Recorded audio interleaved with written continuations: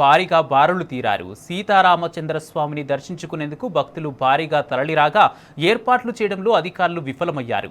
రాత్రి 12 గంటల నుంచి క్యూ లైన్లో ఉన్నామని, ఇప్పటికీ స్వామివారి దర్శనం కాలేదని భక్తులు వాపోతున్నారు.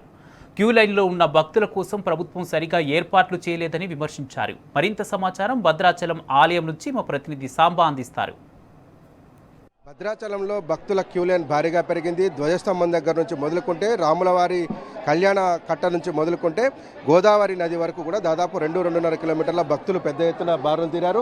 స్వామివారి ప్రధాన ఆలయం మన వెనకాల కనిపిస్తుంది. ఇది ప్రధాన ఆలయంలోకి భక్తుల క్యూ నుంచి మొదలైతే ప్రధాన ఆలయం నుంచి ఇక్కడ ఉన్నటువంటి సెక్టర్ల వారీగా మొదలుకొని కింది వరకు దాదాపు గోదావరి వరకు కూడా ఈ లైన్ అంతా ఉంది. దాదాపు ఒక్కొక్క భక్తుడి దర్శనానికి 2 నుంచి 3 గంటలకు పైగా సమయం పడుతూ ఉంది.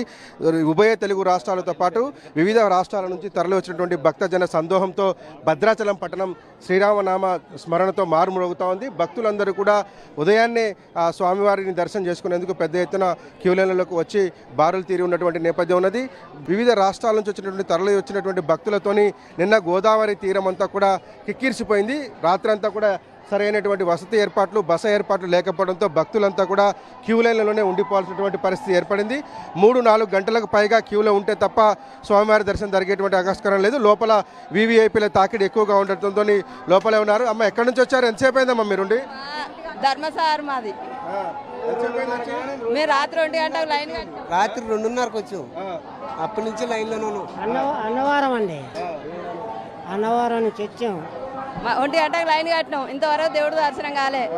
ఇగో వాటర్ ప్యాకెట్ ఇస్తాడు, రాకుండా పోతాను, అంతా వేసుకొచ్చినట్టుగా అవుతుంది. మస్తు కష్టమైతుంది. పోయినసారి ఇట్లా అయింది, ఇప్పుడు కూడా ఇట్లా అయింది. నేను ఇప్పుడు రావట్టి 30 సంవత్సరాలు అవుతుంది.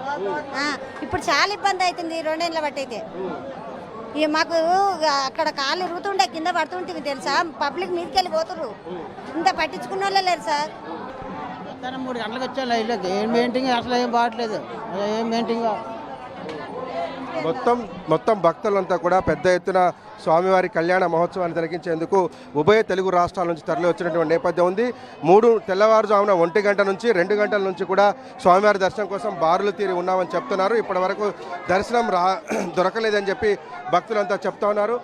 1 గంటకు వస్తే ఇప్పటి వరకు కనీసం లోపలికి వెళ్ళేటువంటి ఆస్కారం లేకుండా పోయిందని చెప్పి ఆగ్రహం వ్యక్తం చేస్తున్నారు. దాదాపు 2 ఏళ్ల నుంచి ఇదే పరిస్థితి ఏర్పడినట్టు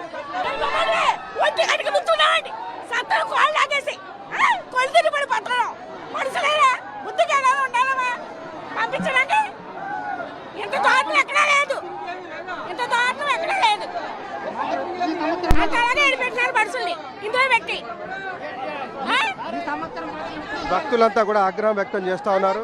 పెద్ద ఎత్తున వచ్చి క్యూలలో నుంచొని ఆగ్రహం వ్యక్తం చేస్తున్నారు. మంచినీళ్ళు లేవు, కనీస సదుపాయాలు లేవు, పట్టించుకున్నటువంటి భక్తులు లేరని చెప్పి పెట్టేస్తుంటే ఏం ఒక్కరు కూడా పట్టించుకోకుండా 3 కాడి నుంచి వచ్చినాం. ఇప్పుడు ఎంత టైం? ఇప్పుడు దాకా నా ఉండేది జనం.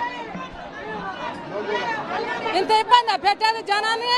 3 కాంచి ముసలాళ్ళు మట్టోళ్ళు నిలబడి ఏందండి ఖాళీ బేక్కొస్తున్నాయి. తెల్లారి గట్ల 3 కాంచి ఇప్పుడు ఎంత అయింది టైం? 7 దాకా దర్శనం ఉంటా.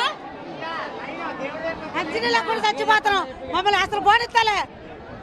అన్నాను ఏది లేక కళ్ళు తిరిగి కింద పెడుతున్నాం. మేము మాకు అసలు మాట్లాడేంత దమ్ములేదు.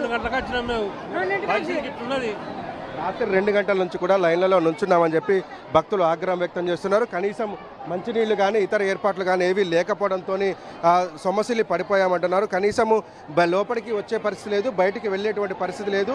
ఎంతమందిని వేడుకున్నప్పటికీ కూడా లోపలికి తీసుకెళ్లేటువంటి ఆస్కారం చేయడం లేదని చెప్పి కూడా భక్తులంతా ఆగ్రహం వ్యక్తం చేస్తున్నారు. దాదాపు 2.5-3 కిలోమీటర్లకు పైగా ఈ భక్తులంతా క్యూ లైన్లో నుంచొనున్నారు.